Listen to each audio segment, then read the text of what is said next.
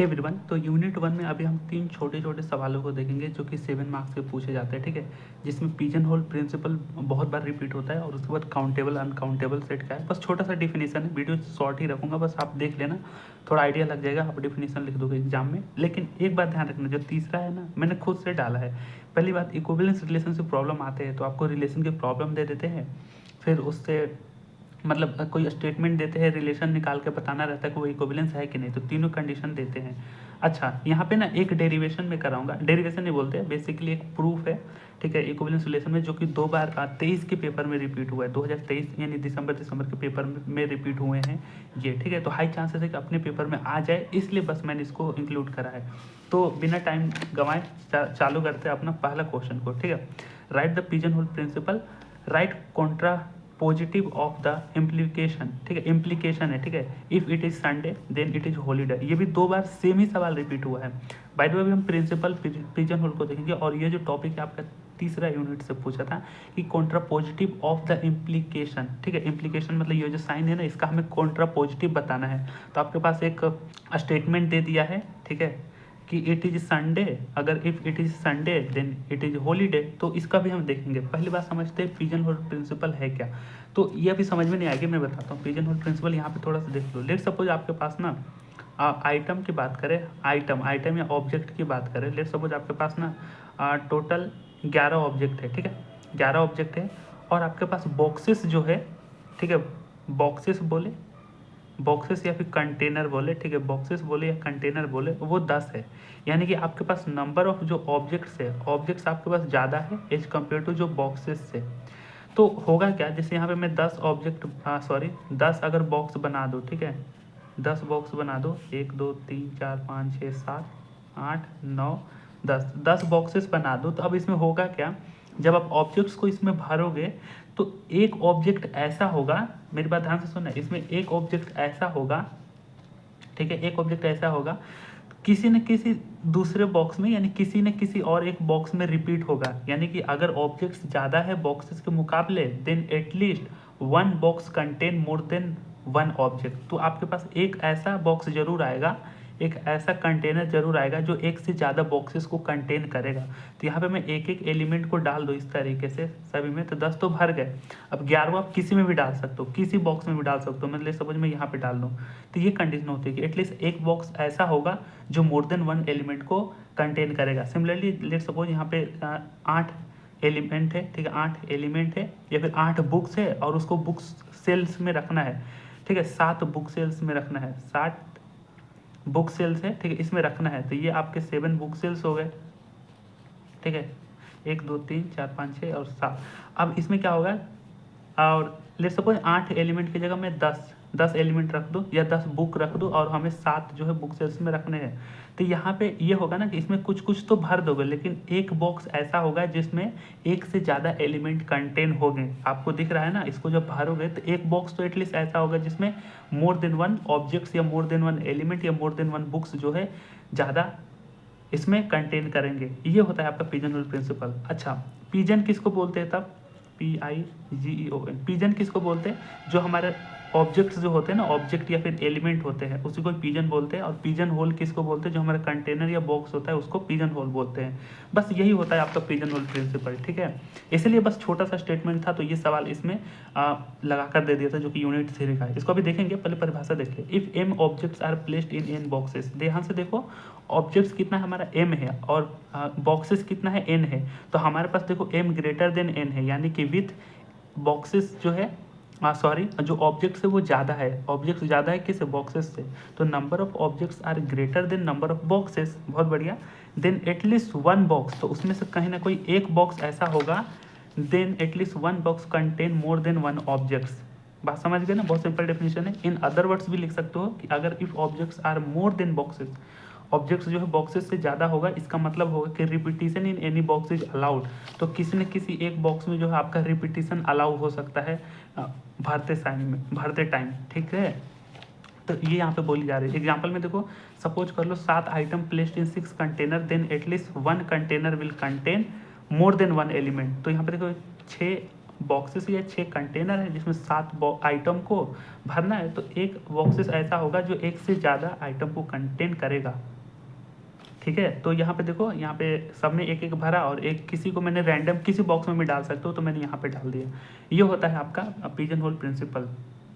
अब देखो हमारे पास एक जनरल फॉर्म भी होता है, पिजन होल प्रिंसिपल का जनरल फॉर्म भी होता है कि if N objects are placed into K boxes, अगर एन ऑब्जेक्ट्स है, ध्यान से देखो ऑब्जेक्ट्स कितना है, ऑब्जेक्ट्स आपका एन हो और के बॉक्स है, तो नंबर ऑफ क्या हो रहा है, तो एटलीस्ट एक बॉक्स में कितना ऑब्जेक्ट आपको कंटेन करेगा। आप ये समझ भी पा रहे हो, अगर एन अपॉन के कर दो, एन अपॉन के कर दो, तो वही तो है, एक बॉक्स में इतना ही एलिमेंट भरेंगे। जैसे कि 100 ऑब्जेक्ट है, 100 ऑब्जेक्ट है और आपके पास 40 बॉक्स है, 40 बॉक्स है, तो एक बॉक्स में कितना होगा, 100/40 होगा।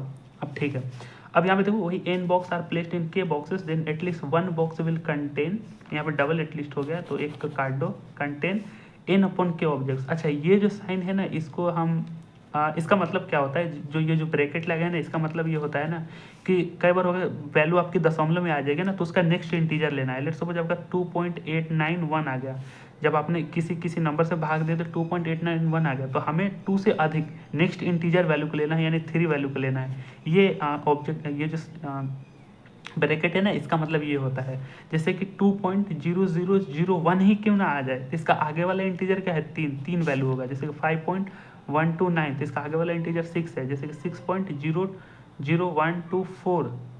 ठीक है, इसका आगे वाला इंटीजर कौन सा है, 7। ये होता है इसका मतलब। जाहिर सी बात है ना, इंटीजर दशमलव में वैल्यू तो लेंगे नहीं, पॉइंट वाले वैल्यू तो लेंगे ना, उसके आगे वाले ही इंटीजर लेंगे ना, इसलिए ये साइन लगाया गया। आप समझ गए ना। अब देखो 2 प्रॉब्लम से आप और अच्छे से समझ जाओगे। वैसे एग्जाम में प्रॉब्लम आता नहीं, बस समझने के लिए देख लो कि अमंग जो कि 82 पीपल है, find the minimum number of people who born in same month in a year. एक साल में जो होता है, एक मंथ में मिनिमम नंबर कितने होंगे जो बोर्न होंगे। ठीक है, जो कि 82 पीपल है। अब 82 पीपल है और एक ईयर में 12 मंथ होते हैं, तो जो मंथ है वो आपका पिजन होल कहलाएगा ना, तो जिसमें के की वैल्यू हमारी 12 आ जाएगी, है ना। और एन क्या हो जाएगा, 72 पीपल हो गए ना, तो पिजन की वैल्यू 82 आ जाएगी। तो मिनिमम नंबर ऑफ पीपल कितने हो जाएंगे, 82/12। इसके जब डिवाइड करेंगे तो कितना आ जाएगा, 12.12672, तो 6 पॉइंट समथिंग समथिंग होगा ना, 6 पॉइंट समथिंग समथिंग होगा। तो ये जो ब्रैकेट है इसकी एक ज़्यादा लेंगे तो 7 आ जाएगा। तो 7 people born in a month, तो ये चांसेस है कि एक मंथ में कम से कम, ठीक है, 7 लोग जन्म ले सकते हैं। इसी तरीके से so that if 25 people are selected, find the minimum number of the people born on the same day of the week. ठीक है, तो 25 पीपल को सिलेक्ट किया गया है, तो ऐसा पता करो कि मिनिमम नंबर ऑफ पीपल कितने हैं जो जन्म लिए हैं same day on a week. तो ये हो जाएगा 25/7 करोगे तो ये होगा 3 पॉइंट समथिंग होगा ना, 7 तरीके 21, तो 3 पॉइंट समथिंग होगा, तो हमें 4 वैल्यू लेंगे। तो 4 पीपल जो है अ डे में, मतलब एक दिन में एटलीस्ट बोर्न करेंगे। ठीक है, ये होता है हमारा पिजन होल प्रिंसिपल। ये समझ गया ना, तो इसके काम खत्म कर दो, पिजन होल आपका खत्म। देखो दूसरा सवाल था आपका जो कि यूनिट 3 से दे दिया था, contrapositive of the amplification, implication बोलते हैं। ठीक है, implication contrapositive of the given implication. तो आपके पास इम्प्लीकेशन दिया था कि if it is a Sunday then it is a holiday. Implication का मतलब क्या होता है, आपके पास ना, आपने अगर 3rd यूनिट में पढ़ी होगी, अगर पी के साथ अगर ये एरो लगा देना तो इसको इम्प्लीकेशन बोलते हैं, इसको इम्प्लीकेशन बोलते हैं। और इसका कॉन्ट्रा पॉजिटिव क्या होता है, निगेशन ऑफ क्यू करो। ठीक है, निगेशन ऑफ क्यू करो, फिर ये एरो लगाओ, निगेशन ऑफ पी करो। निगेशन का मतलब क्या होता है, नोट होता है। तो यहाँ पे स्टेटमेंट क्या है, इट इज संडे, अगर निगेशन ऑफ पी कर दूँ तो इसका मतलब क्या होगा, it is not Sunday. It is holiday, अगर निगेशन ऑफ क्यू कर दूँ तो इट इज नॉट हॉलीडे। समझ रहे हो, ये क्वेश्चन क्यू जो है, क्यू जो स्टेटमेंट है, निगेशन का मतलब ये होता है। देखो फिर से देखो, इम्प्लीकेशन का मतलब क्या होता है, इम्प्लीकेशन का मतलब पी इम्प्लाइज क्यू है, तो पी की वैल्यू क्या दी है, it is Sunday, it is Sunday. Q की वैल्यू क्या दी गई है, it is holiday, it is holiday, holiday. अब यहाँ पे देखो, निगेशन ऑफ पी का मतलब क्या होगा, it is not Sunday. Negation of Q का मतलब क्या होता है, इट इज नॉट हॉलीडे। तो हमारे पास ना कॉन्ट्रा पॉजिटिव का एक स्टेटमेंट ये होता है कि अगर पी इम्प्लाइज क्यू है तो इसका कॉन्ट्रा पॉजिटिव ये होता है, इम्प्लीकेशन क्यू करो फिर ये सॉरी निगेशन क्यू करो फिर इम्प्लाइज कर दो निगेशन ऑफ पी का। तो इसका मतलब क्या होगा, क्यू का स्टेटमेंट क्या था, इट इज हॉलीडे, और निगेशन क्यू का मतलब क्या होगा, it is not holiday. P का मतलब क्या हुआ, इट इज़ संडे, तो निगेशन पी का मतलब क्या हुआ, इट इज़ नॉट संडे। तो यही हो गया आपका पहला स्टेटमेंट, पी क्या हो गया, इट इज़ संडे, और क्यू क्या हो, इट इज़ अ हॉलीडे। इसका निगेशन क्या हो जाएंगे, देन अभी है पी क्यू को इम्प्लाइज कर रहा है, देन कॉन्ट्रा पॉजिटिव रूल क्या होता है, पी इम्प्लाइज क्यू का होता है निगेशन ऑफ क्यू, और ये होता है निगेशन ऑफ पी। तो क्यू का मतलब क्या था, इट इज़ हॉलीडे, तो इसका मतलब क्या हो जाएगा, सो कॉन्ट्रा पॉजिटिव स्टेटमेंट क्या हो जाएगा, इट इज़ नॉट हॉलीडे। पहले हॉलीडे वाले को रखो, it is not holiday, Q का पी का मतलब then it is not Sunday. तो एक सिंपल सा सवाल था जो कि 2 बार रिपीट हुए थे। तो हमारे ये 2 सवाल हो गए ना, आपको समझ में भी आ गया, बहुत सिंपल था पिजन होल प्रिंसिपल। अब हम आते हैं, हमारा जो सवाल है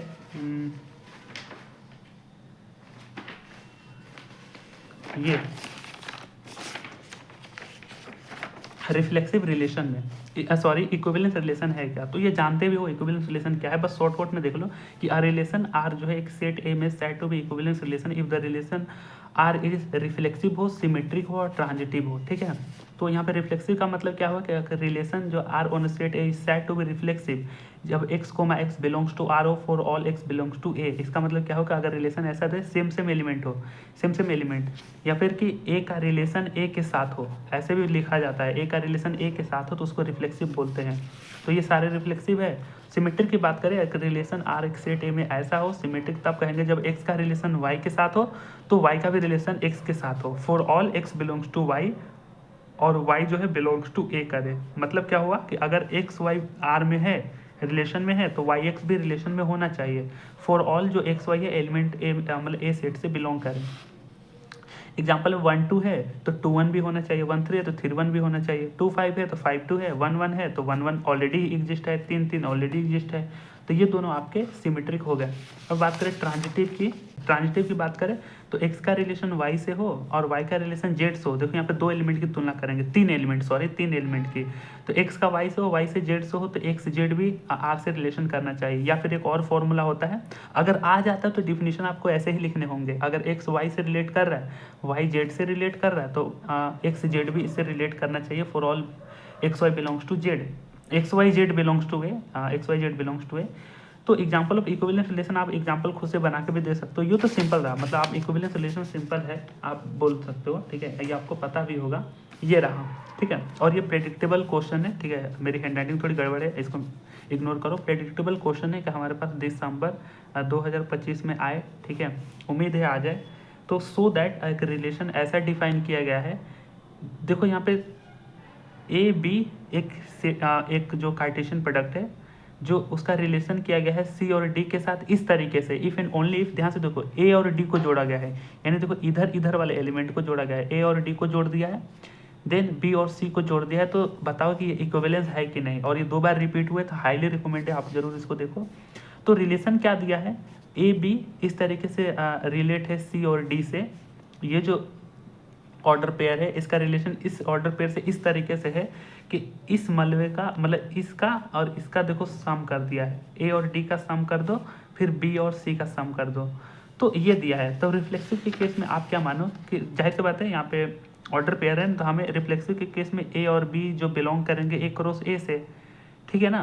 जब आप ए में कुछ एलिमेंट्स होंगे, ए में ए बी सी डी कुछ होंगे ना, ए बी सी डी, ध्यान से देखो ए बी सी डी कुछ इस तरीके से होंगे, और आपने रिलेशन इस तरीके से निकाला है जो ये जो है इसको सेटिस्फाई कर रहा है। तो यहीं पे बात हो, जब ए क्रॉस ए जब निकालोगे तो हमारे पास ए बी जो है ए क्रॉस ए में बिलोंग कर रहा है। रिफ्लेक्सिव के केस में यही होता है कि अगर A comma A belongs to R हो, या फिर ए का रिलेशन आर के साथ हो, तो देन क्या करो, ध्यान से देखो इसका मतलब क्या है, हमने पढ़ा रिफ्लेक्सिव का परिभाषा क्या था, अगर ए का रिलेशन खुद ए से हो तो उसको रिफ्लेक्सिव बोलते हो। तो इसी जो ऑर्डर पेयर का रिलेशन इसी ऑर्डर पेयर के साथ हो तो इसको ही तो हम रिफ्लेक्सिव बोलेंगे ना। अच्छा, अब यहाँ पे देखो, यहाँ पे क्या दिया गया है, जब देखो ए का बी के साथ रिलेशन दिया गया तो सी डी इस तरीके से दिया गया कि इस कोने कोने का जोड़ किया गया है, एक साइड से ए और डी का जोड़ किया गया है, बी और सी को बराबर कर दिया गया है। तो अगर ए बी का रिलेशन है ए बी से, तो हमें जो ये ए है और ये वाला बी है, ध्यान से देखो ये वाला ए और ये वाला बी, इसको जोड़ोगे एक साइड कर गए, हाँ, फिर ये बी और ए को यहाँ पे एक साइड लिख दोगे। अब अगर देखो तो ये क्या आ रहा है, ए प्लस बी और बी प्लस ए, सिमिलरली मतलब ए प्लस बी बराबर ही तो है ए प्लस बी के, तो ये रिफ्लेक्सिव आपका बन गया। तो हेंस या फिर ये दे दोगे कि ए बी जो है रिफ्लेक्सिव, आर के साथ ए बी के साथ ये ट्रू बन रहा है, तो देन आर इज रिफ्लेक्सिव। समझ गए, गॉट इट। बहुत बड़ी सिमेट्रिक के केस में देखो, तो सिमेट्रिक में हमें परिभाषा याद है ना, ध्यान से देखो। सिमेट्रिक में क्या होता है कि अगर ए का रिलेशन बी के साथ है तो बी का भी रिलेशन आपका ए के साथ होना चाहिए, जो कि यहाँ पे कोने में लिख दिया है। ये चीज़ें आप रफ में करो या फिर समझाने के लिए मैंने बताया है, ठीक है। तो यहाँ पे देखो, हमें यहाँ पे क्या दिया है कि दो एलिमेंट है, देखो यहाँ पे दो अलग अलग एलिमेंट है, तो हमें दो ही ऑर्डर पेयर लेंगे ना। हाँ, दो ऑर्डर पेयर लेंगे, ए बी और सी डी, जो कि बिलोंग्स कर रहा है ए क्रॉस ए से, ठीक है। ठीक है, और इसका हमें क्या निकालना है, पहले ये मानना पड़ेगा आपको। देन मान लिया आगे प्रोसीजर में क्या करोगे, देखो ए और बी, तो इसके अंदर ये जो ऑर्डर पेयर एक साथ लिखोगे, ए के जगह पे ए बी लिख दोगे, बी के जगह पे सी डी लिख दोगे ना। ये वाला बी के जगह पे ये आ जाएगा। तो ए का रिलेशन बी के इस तरीके से हो, जिसको हम सिमेट्रिक बोलते हैं। ए का रिलेशन बी हो जब बी रिलेशन ए के साथ हो, तो इस वाले को पहले लिख दोगे, इस वाले को बाद में लिख दोगे। यही चीज़ तो हमें लिखनी है। इसके बाद क्या करोगे, इस वाले का पहले वैल्यू निकालोगे, इस वाले का। ए बी का रिलेशन है सी के डी के साथ। अब वो प्रॉब्लम में क्या दिया था, पहले कोने कोने को जोड़ा था, ए और डी को जोड़ा था, देखो यहाँ पे ए और डी को जोड़ा था कोने कोने को, फिर ये इस वाले को जोड़ के एक साइड लिख दिया था। सिमिलरली यहाँ भी वही करेंगे, ए और डी को जोड़ेंगे, ठीक है, मतलब जोड़ेंगे नहीं, रिलेशन ही निकालेंगे। यहाँ पे हम जोड़ेंगे, हाँ ये तो रिलेशन आप समझ गए ना। हाँ, यहाँ पे जोड़ेंगे, सॉरी यहाँ पे जोड़ेंगे। तो ए और डी को देखो जोड़ा, ए डी को इस यहाँ पे रख दिया, फिर बी सी को यहाँ पे रख दिया, तो A plus D is equal to B C. तो इसको आप एल एच एस बोल सकते हो, ठीक है, या फिर इक्वेशन 1 बोल सकते हो। अब दूसरे केस की बात करें, यानी कि ए आर बी का आपने यहाँ पे कर लिया, अब देखो बी आर ए का करोगे, तो सी डी का रिलेशन ए बी है, तो इसका आप देखो, और यहाँ पे देखो, हाँ यहाँ से है आगे एंड, देखो मैंने एंड लगाया है। सी डी का रिलेशन ए बी से है, तो देखो उस सवाल में कोने कोने को जोड़ा था, यानी इस कोने कोने को जोड़ा था, तो सी बी को जोड़ दो, सी बी को जोड़ दिया, बराबर कर दो ए डी के, डी ए के। तो इसको मैंने इस तरीके से अरेंज करके लिख दिया कि डी ए जो है बराबर है सी प्लस बी के, ठीक है। और यहाँ पे डी ए मतलब यहाँ पे मैंने इसको इस तरीके से थोड़ा अरेंज कर दिया, डी ए को यहाँ लिख दिया, सी प्लस बी को यहाँ लिख दिया, फिर ए प्लस डी बराबर है बी प्लस सी के। तो देखो ए प्लस डी बराबर है बी प्लस सी के, ये देखो ये ए प्लस डी बराबर है बी प्लस सी के, और यहाँ पे भी देखो ए प्लस डी बराबर है बी प्लस सी के। ये देखो पहले कंडीशन से ये देखो, तो L H S R H S बराबर हो गया। तो यहाँ पे हम बोल सकते हैं कि ये जो रिलेशन है सेटिस्फाई कर रहा है, तो आर आपका एक सिमेट्रिक है। अति सुंदर। अब देखो यहाँ पे देखो, यहाँ पे हम कितने ऑर्डर पेयर लेंगे, तो हमारे पास ट्रांजिटिव रिलेशन से फॉर्मूला ये निकल के आता है, अगर ए का रिलेशन बी से हो और बी का रिलेशन सी से हो, तो ए का रिलेशन जो है आपका सी से होना चाहिए। तो देखो ये एक एलिमेंट है, अलग एलिमेंट है, ये अलग एलिमेंट है, और ये अलग एलिमेंट है, तो हमें 3 ऑर्डर पेयर चाहिए रिलेशन के केस में ना। देखो हमने 3 ऑर्डर पेयर मान लूँगा, आप कुछ भी ऑर्डर पेयर मान सकते हो, X Y Y Z M Z कुछ भी मान सकते हो। तो यहाँ पे देखो, तो ये 3 क्रॉस 3 का ही केस होगा। देखो 3 एलिमेंट है, तो 3 क्रॉस 3 का ही केस बनेगा, मतलब ए क्रॉस ए का बनेगा। तो A B C D E F जो है बिलोंग्स कर रहा है ए क्रॉस ए से। तो हमें क्या देखना है कि अगर देखो इसका रिलेशन इसके साथ हो, ए बी का रिलेशन सी डी के साथ हो, एंड सी डी का रिलेशन ई एफ के साथ हो। जब सी डी का रिलेशन ई एफ के साथ हो, जब इसका रिलेशन इसके साथ हो और इसका रिलेशन इसके साथ हो, तो इसका भी रिलेशन होना चाहिए ना। तो हमने ये वाला साइन देने के बाद ए बी का रिलेशन किसके साथ होना चाहिए, इस ए बी का रिलेशन ई एफ के साथ होना चाहिए। अब इस मलबे को निकालो। अब यहाँ पे देखो हमने इसको ले लिया, इसको लेना है, ध्यान से देखो ए बी और सी डी को लो, तो ए बी और सी डी को लो, और जो आपका फॉर्मूला में क्या था, यहाँ पे 2 बिंदुआ थे और रिलेशन यहाँ पे कुछ 2 थे, इस तरीके से इसको जोड़ा था, फिर इसको जोड़ा था प्रॉब्लम स्टेटमेंट में। तो हमें इस कोने कोने को जोड़ो, ए प्लस डी को जोड़ दिया, फिर बी प्लस सी को यहाँ जोड़ दिया, इक्वेशन 1 मान लो। तो इसका हमने निपटा लिया। और इसकी बात करें, इसकी बात करें तो देखो यहाँ पे भी बात करें सी डी और ई एफ, तो यहाँ पे सी प्लस एफ को जोड़ा और सी डी प्लस ई को जोड़ा, इसको इक्वेशन 1 इक्वेशन 2 मान लो। अब ध्यान से देखो, जब इन दोनों को जब आपने ऐड करा, ए प्लस डी बी प्लस सी, ये बराबर है ना, और यहाँ पे देखो बराबर है, तो कुछ वैल्यू कट जाएंगी। यहाँ पे जब इसको जोड़ दोगे तो ध्यान से देखो, ए प्लस डी को जोड़ा सी प्लस एफ के साथ, ए प्लस डी और ये सी प्लस एफ यहाँ रख दो, फिर ये देखो बी प्लस सी और डी प्लस सी को यहाँ रख दो। यहाँ पे देखो कौन कौन मर रहा है, ए मर गया, नहीं ए नहीं मर रहा है, सी मर गया, और यहाँ से सी कट जाएगा, डी कट जाएगा, तो बचेगा क्या, ए एफ बचेगा और बी प्लस ई बचेगा। इसको हम इसको हम इस फॉर्म में लिख सकते हैं, बिल्कुल लिख सकते हैं। ध्यान से देखो, ए का रिलेशन बी के साथ है और ई का रिलेशन एफ के साथ है, इसको इस फॉर्म में लिख सकते हैं, तो आर आपका एक ट्रांजिटिव हो जाएगा। समझ रहे हो? तो यहाँ पे लिख सकते हो हेंस, मतलब आर इज ट्रांजिटिव, तो यहाँ लिख देना हेंस आर इज इक्विवेलेंस।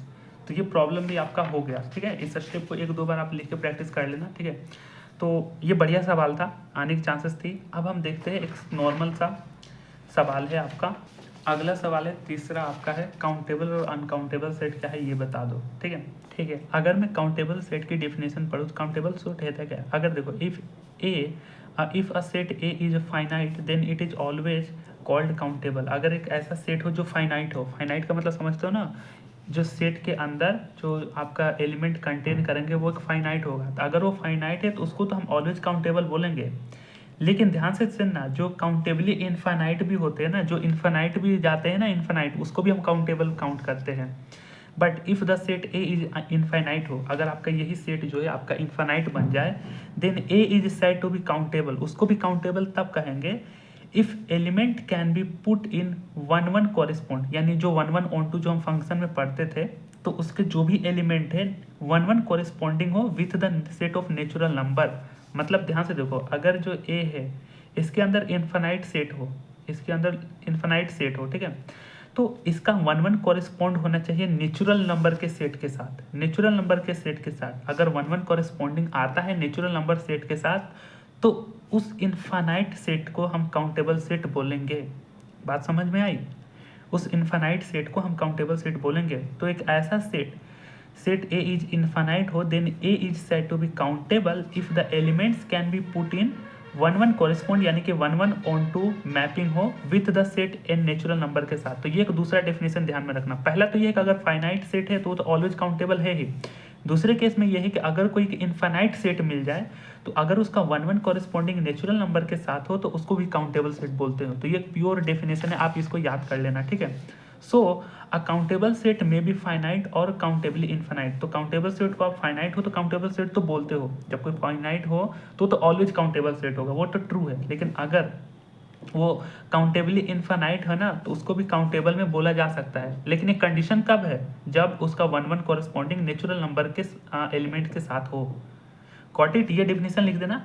तो एक और प्रॉपर्टी है काउंटेबल सेट की, बस ये थ्योरी सवाल है ना, तो हम थ्योरी पर ही ज़्यादा ध्यान दे रहे हैं कि काउंटेबल सेट जो है उसको हम ना सीक्वेंस में भी लिस्ट कर सकते हैं। तो A1 A2 A3 A4 जो आपने सीक्वेंस जो पढ़ते हैं ना हम लोग, सीक्वेंस क्या होता था? लेट्स सपोज आपके पास कोई एक सीक्वेंस हो गया, जैसे कि हमने 2 से स्टार्ट किया, 2 में 4 जोड़ा तो 6 होगा, 6 में 4 10, 10 में 14, तो इस तरीके का एक सीक्वेंस बन रहा है। ये सीक्वेंस ही तो है, तो किसी सीक्वेंस को भी हम काउंटेबल सेट में काउंट करते हैं। तो any subset of countable set can be either countable और